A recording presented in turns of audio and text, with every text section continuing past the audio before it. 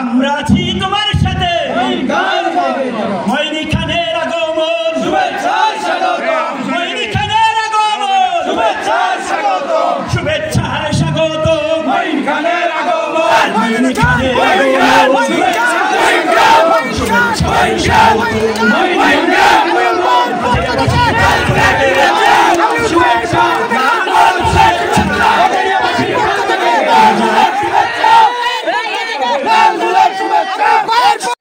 Doctor Abdul Moin খান স্যারের পদযাত্রা উপলক্ষে আমরা গজারিয়াবাসী ৩ নং ওয়ার্ডের সমস্ত জনসাধারণ বিকেল ৪টা থেকে অধীর অপেক্ষায় এখন পর্যন্ত রাত ৮টা অতিবাহিত হচ্ছে।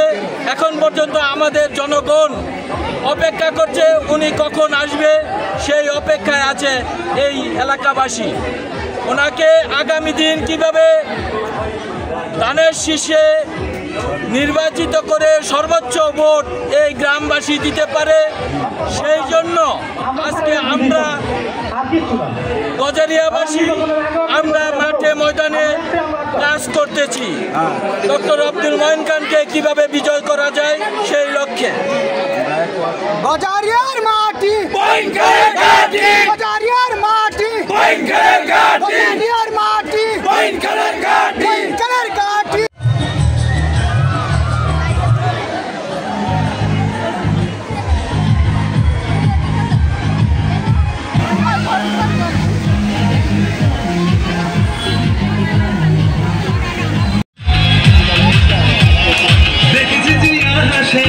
সোনালী ধানের শীষে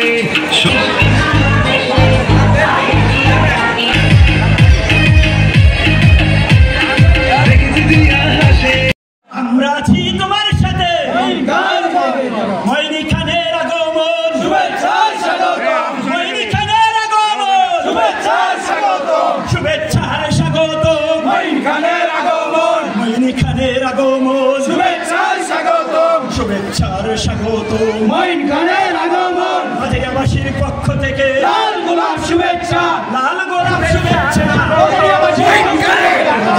মঈন খানের আগমন শুভেচ্ছা স্বাগতম গজারিয়াবাসীর পক্ষ থেকে লাল গোলাপ শুভেচ্ছা মুম্বাইয়ের পক্ষ থেকে লাল গোলাপ শুভেচ্ছা মুম্বাইয়ের পক্ষ থেকে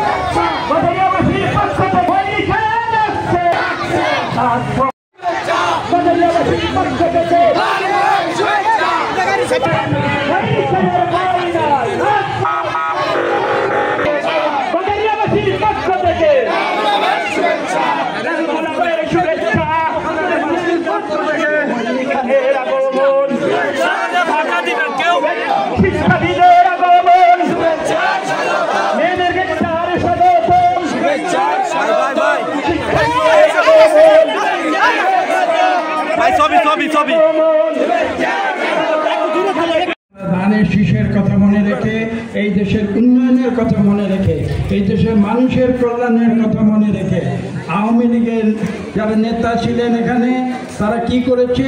পলাশকে লুটপাট করেছে, পলাশকে ধ্বংস করেছে, পলাশের মিল কলকারখানা সব তারা খেয়ে ফেলেছে। আজকে সেটাকে বন্ধ করার জন্য আমরা ছাত্র জনতার বিপ্লব করেছি। সেই বিপ্লবের ফলশ্রুতিতে আগামীতে যখন নির্বাচন হবে সেখানে আপনারা জনগণের কল্যাণমুখী একটি রাজনৈতিক দল বিএনপি, তাকে আপনারা যদি পুনরায় দেশ পরিচালনার দায়িত্ব দেন তাহলে ইনশাআল্লাহ এই গজারিয়ার যে অসমাপ্ত উন্নয়ন কর্মকাণ্ড রয়েছে আমরা সেটাকে সম্পূর্ণ করব। নারী শিক্ষার কথা বলছি। বেগম খালেদা জিয়া তিনি এদেশে বিনামূল্যে নারী শিক্ষার ব্যবস্থা করেছিলেন। আপনাদের মনে আছে কিছু বাদ ছিল, তিনি উচ্চ মাধ্যমিক পর্যায় পর্যন্ত বিনামূল্যে নারী শিক্ষার ব্যবস্থা করেছিলেন। ইনশাআল্লাহ